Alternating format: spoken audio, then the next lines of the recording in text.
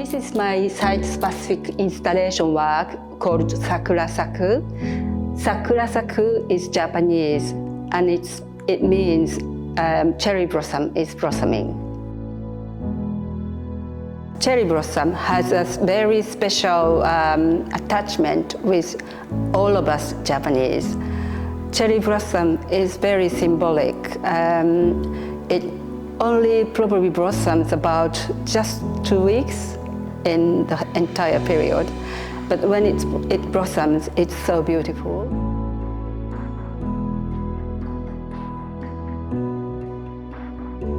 So what I would like people to experience is walking through my installation pieces and feel like you're actually as if you are walking through the cherry blossom trees and be happy.